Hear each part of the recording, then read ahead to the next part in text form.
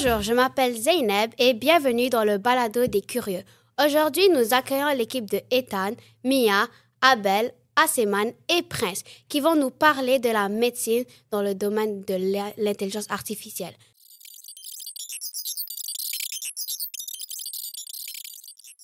On va apprendre beaucoup plus de choses. Déjà, on va commencer avec Abel. Abel, peux-tu expliquer c'est quoi et pourquoi c'est intéressant la médecine? Bon, mais moi, je crois que l'IA et la médecine, c'est très intéressant. Et je crois ça car ça peut nous aider à faire des formules pour on dirait, les maladies plus vite. D'accord, merci, c'était vraiment intéressant. Maintenant, Mia, comment l'intelligence artificielle est utilisée dans ce domaine?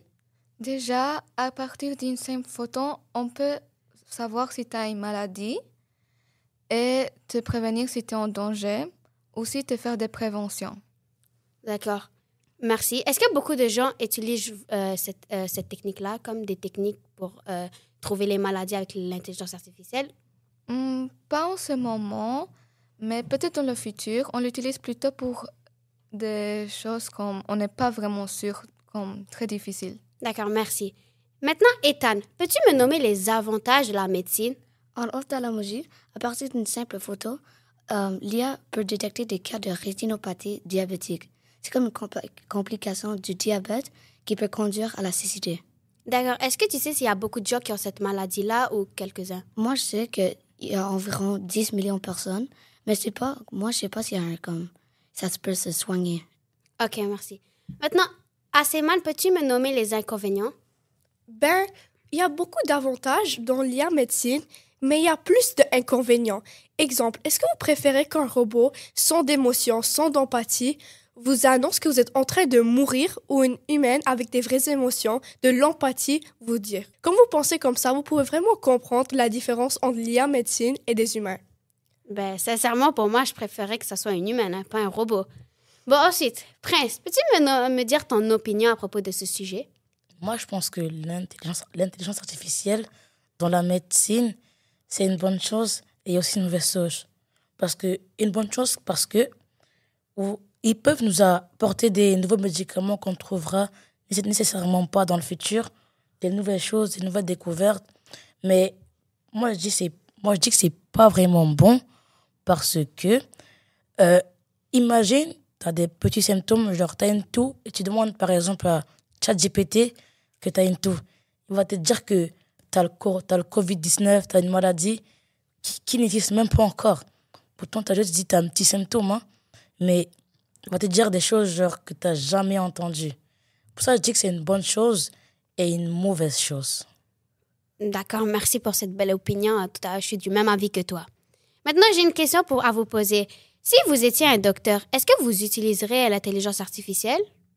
Bon, moi, je crois si j'étais un médecin, là, j'aurais pas utilisé l'IA car, comme Prince, là, il a dit, c'est très dangereux et on ne sait pas ce qui se passe.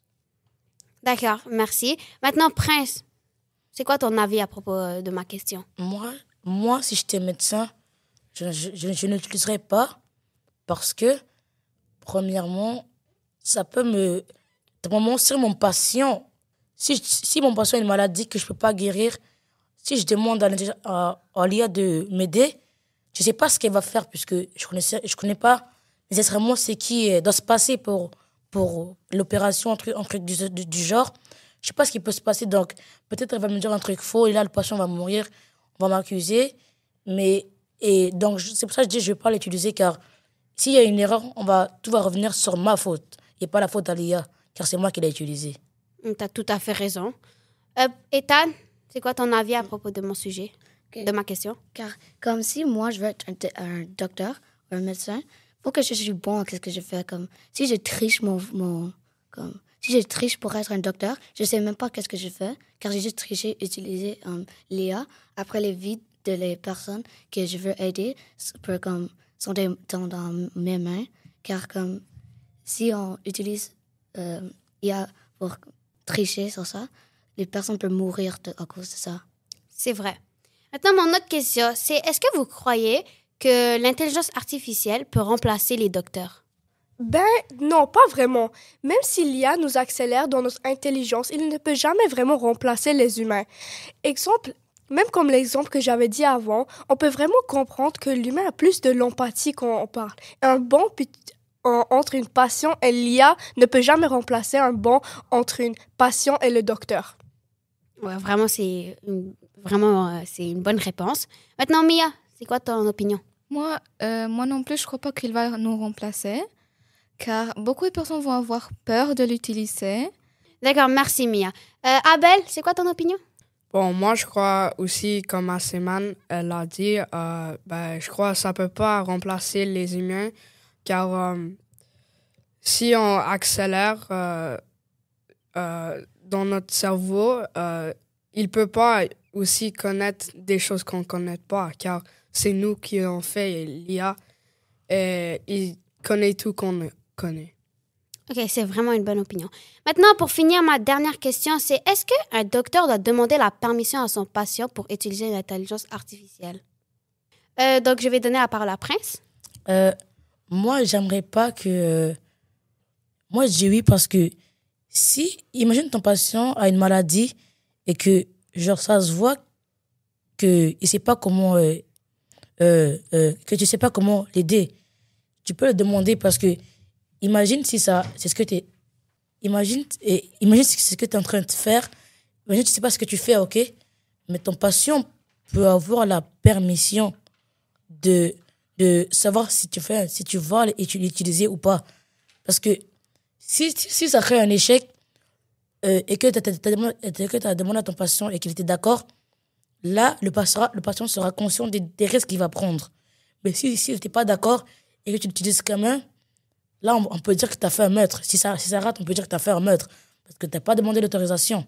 Ouais, tu as tout à fait raison. Moi, je crois pas qu'un docteur voudrait faire un meurtre, hein, quand même. C'est Aseman, c'est quoi ton opinion à propos? Oui, 100%. Comme Mia a dit, les patients peuvent avoir peur de l'IA. Et car on va jamais savoir si l'IA peut vraiment réussir l'opération ou qu'est-ce qu'on a besoin de faire avec le patient. Ouais, on va pas imaginer un docteur qui rate son opération, hein, le pauvre patient.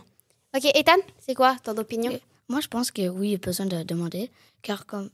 Mais en vrai, moi, je veux pas que les docteurs vont utiliser l'IA pour comme sauver ou aider quelqu'un, car c'est faut qu'il savoir qu'est-ce qu'il fait.